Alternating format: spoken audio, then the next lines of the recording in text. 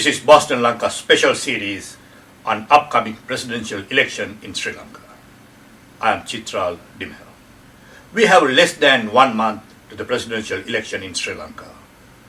Two major candidates, President Mahinda Rajapaksa and the common candidate Maithripala Sirisena, have intensified their campaigns. To discuss many issues around the presidential elections, we join with Professor Laksiri Fernando from Australia. Professor Fernando was the Senior Professor of Political Science and Public Policy at University of Colombo until his retirement in 2010.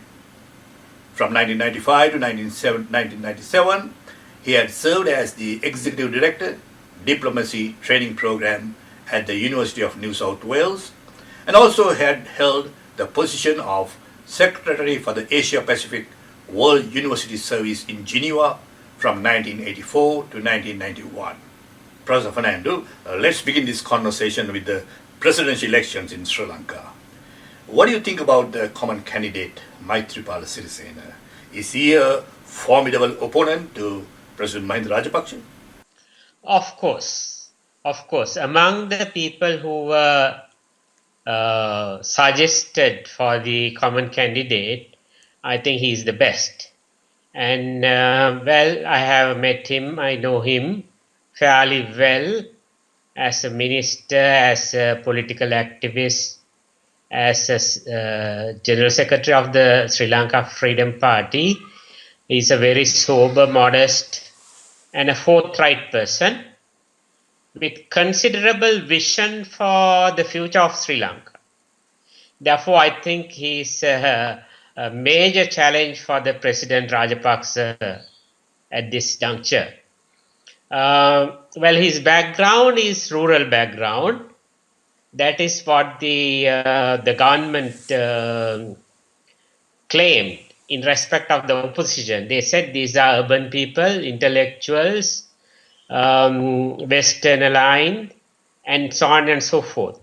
But now he has a formidable candidate from his own party challenging him because he unfortunately opted to go for a third term. That should not have been done because in any presidential system, of course, a presidential system is a strong executive system, whether it's in France or USA or any other country, even in Russia, there's a 2-term limit. Therefore, he has exceeded that. He's going beyond. Maybe for personal reasons, maybe for family reasons, maybe for other reasons, like he claims for the sake of the country. For the sake of the country, why only one person is suitable for the position of the leader of the country, whether it's prime minister or president. Therefore, Maithripala Sirisena is a formidable challenge for President Rajapaksa. It has been proved so far. Now I'm curious, why ruling party wanted so much for Ranil Wickremesinghe to come forward as the opposition candidate? Is he that weak as a candidate? Well, even that I don't think they are very rational in that respect. Because Ranil Wickremesinghe, of course, he had a very difficult period, but he stayed on as the leader of the UNP. Well, I have been a continuous critic of some of the UNP policies, including some of the actions of Mr. Ranil Wickremesinghe. But I think in the recent past, he has proved that he's a capable leader. Of course, he proved himself as a capable administrator beforehand, as the Minister of Education especially, if I remember correct. Therefore, I don't think even the government was very rational in thinking that Ranil Wickremesinghe is a weak candidate. I don't think so. But now Maithripala Sirisena is a stronger candidate, I would say, because he can break the voting base of the Sri Lanka Freedom Party. Definitely, I can give you figures. That is the case. Therefore, even Ranil Wickremesinghe would have been a major challenge for President Rajapaksa. Now it's an interesting coalition that has come together to support the common candidate. Mainly there is UMP, some SLFP members, then Jatika Helolumia, and also General Fonseca's party. Yes, it's Chitral. It's not only a coalition. It's not only a front. It's more of a movement for democracy. Now, the key issue in this movement or the campaign is the abolition of the present executive presidential system, the draconian powers of the president. Now, this movement was there. Actually, the demand was there since 1994, even before. But there was no such a movement as such. Of course, political parties paid lip service to this demand and promised that they would abolish the system after they come into power. But there's a big difference between those days and today. What difference is that, as you remember, that Venerable Madhuluave Sobhit launched a movement called National Movement for Just Society. And they said abolition of the presidential system is the key issue. If you move from the present state of affairs in the country, unfortunately corrupt, with nepotism, mismanagement, and so on, draconian powers, no freedom of media in a real sense. Therefore, he said the abolition of this presidential system is key. Now, this is a movement. Now, if you look at the MOUs signed so far, there are two major MOUs signed, memorandum of understandings.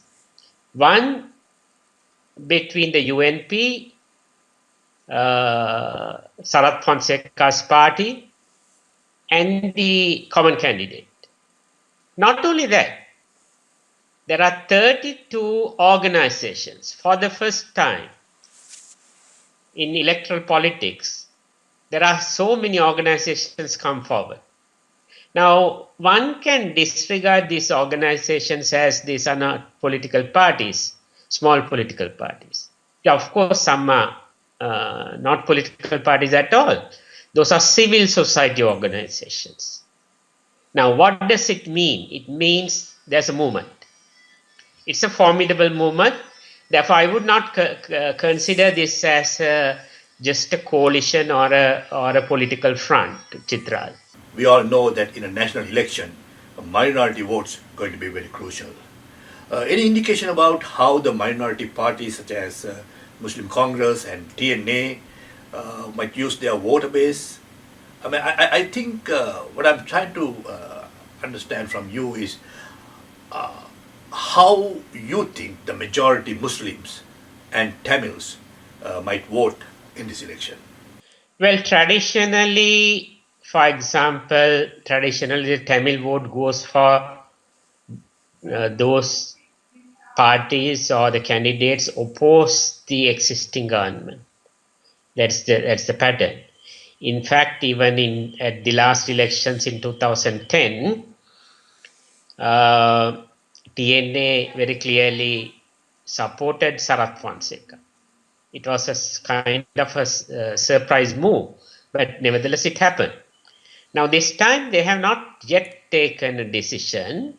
Still, it's not very clear why. They have said that by the end of December they would take a decision.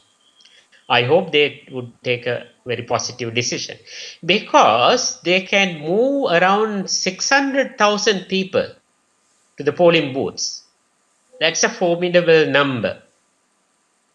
Now, in respect of the Sri Lanka Muslim Congress, well, they are in the coalition government, But as we can observe from the Western Provincial Council elections and particularly at the UPFA Provincial Council elections, disregarding the leaders' directives, Muslims voted for the opposition.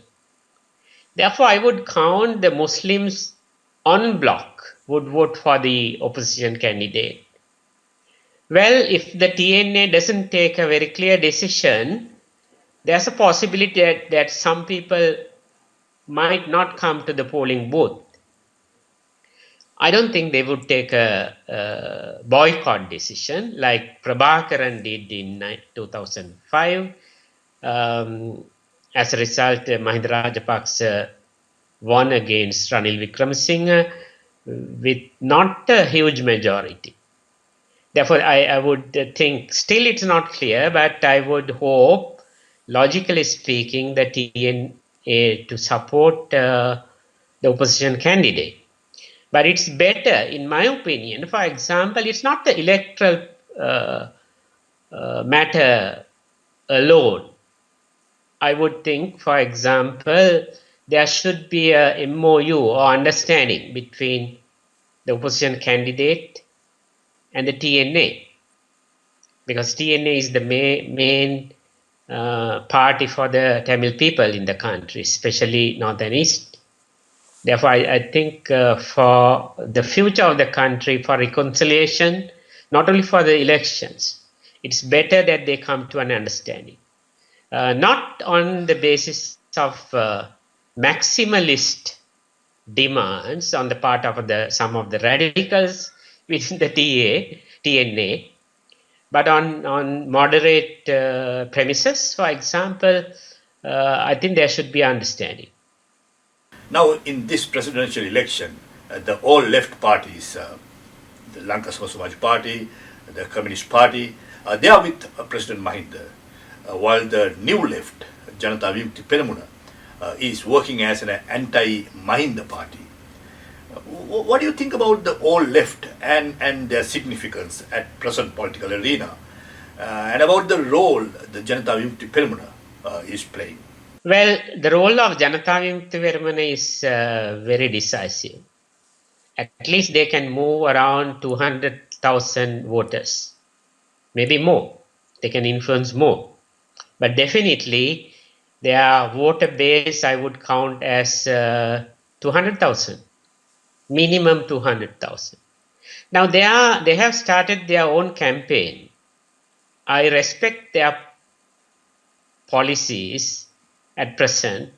What they, especially in respect of the elections, what they say is that we can't give a character certificate to any candidate.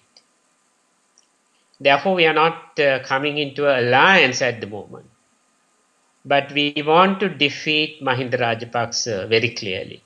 Therefore, they are campaigning for that, to defeat Mahinda Rajapaksa on the 8th of January. It's not a personal matter even for me to express this opinion that way. No, it's not. It's the future of the country. He should not have. I supported him at the last elections in 2010 because of his role in curtailing terrorism, defeating terrorism, and so on. Not the excesses. I never support excesses on the part of anyone. But very clearly, I supported. As academic, I did support. Not only that, even I am the person who proposed honorary doctorate to Mahinda Rajapaksa in May 2009. That is the gratitude that we have extended to him. We also assume, as he said in his manifesto, that presidential system will be modified or abolished. He didn't do that. On the contrary, what he is doing now is he is contesting for another term. That is not being done. That is not the correct move for a respectful leader in the country. Therefore, I think that is the reason why we discuss this matter in a one may consider that I'm expressing a political view as well, not an objective view. Yes, of course. On the basis of objective analysis, I'm expressing a political view that for the future of the country, for democracy, good governance, independence of the judiciary, freedom of expression, rights of the minorities, both ethnic and religious, people should vote for the common candidate, opposition candidate. Not that change of a government would solve all the problems in the country. Not that. But we can have a window of opportunity to move forward in re-establishing Sri Lanka's lost democracy. That's the crucial issue at the presidential elections. Now, what we mostly hear from President and some of his supporters is that there is a foreign conspiracy for a regime change, and that Maithripala Sirisena and his coalition partners are part of this foreign conspiracy. What do you think? Well, if there's a conspiracy, then he must be the key person in that, because this presidential election, which is going to happen in January, is an unwarranted election.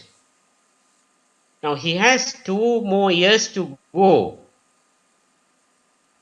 Now, in a democracy, election is a very valuable event, a mechanism, a process. We should not go for extremes to say that we should have elections every other year, for example, every other turn of events. No. Therefore, if there's a conspiracy, who instigated this conspiracy? I would ask. He is the person who called for this election. No one asked. Opposition didn't ask. Therefore, how can he claim? Of course, he can claim that after pronouncing the elections, now there's a conspiracy. I don't think that argument would hold water, because take the examples of JHU. Now, what he says is that this conspiracy is because we defeated terrorism. Now, in the credentials of the parties who are in the opposition are different on this matter. But take the example of JHU. Now, would you consider, or anybody could consider, that the JHU is a party who would give any room for the resurrection of separatism in the country? I don't think so. We may agree or we may disagree with JHU, but on that point, they are very clear. Therefore, I don't think that conspiracy theory is not going to work. Recently, we heard from Professor G.L. Pires that the promise the common candidate is making to reduce the executive powers in 100 days could not be done legally in such a short time. Do you agree with that? Yes, of course. For example, let me ask the question back. How many days they took to promulgate the 18th Amendment? 1.5 weeks. On the 30th of August 2010, they proposed this one. By the 7th of September, it was a done deal. Now, that was a major constitutional amendment. Of course, to change the presidential system, depending on the verdict of the Supreme Court, you may have to go for a referendum. I would give 2 weeks for the parliamentary procedure, including the verdict of the Supreme Court, for the proposed constitutional amendment. Then I would give another month to a referendum process. Therefore, within 100 days, you can do that. That's the most straightforward method of changing or curtailing the executive presidential system after, if the opposition candidate wins. I'm not a soothsayer, therefore I can't say who would definitely win the elections. That's not my concern. Here, what my concern is that what is correct, what is wrong, moral and ethical questions and the political questions. There's another way, Chitra. For example, in the Constitution, Article 31 says if the president is of the opinion that by any reason of illness, absence from Sri Lanka, or any other cause, he will be unable to exercise power and so on, he can hand over these powers to the Prime Minister. Now, here, illness, absence from Sri Lanka. The third element is any other cause. Is there any other valid cause than a presidential candidate gives to the voters and the people? No. That's a very valid cause. Therefore, on that cause, the elected president can hand over powers, most of the powers, to the Prime Minister without any inhibition. Now, that's a temporary. You can say plan B. If for some reason, as I outlined, a constitutional amendment could not be promulgated in Parliament and go for the presidential referendum. But I think it's possible. But even otherwise, under the Article 37, it's possible for the president to hand over most of the powers to the Prime Minister. That's possible. And even, for example, he or she, I'm in a sort of principal manner, I'm saying this one, he or she also can retain some of the ministries under Article 44. I didn't want to quote that article, but it's very clear president can keep. Therefore, under any other cause, the best cause is that what the president, the candidate gives to the people. It's possible.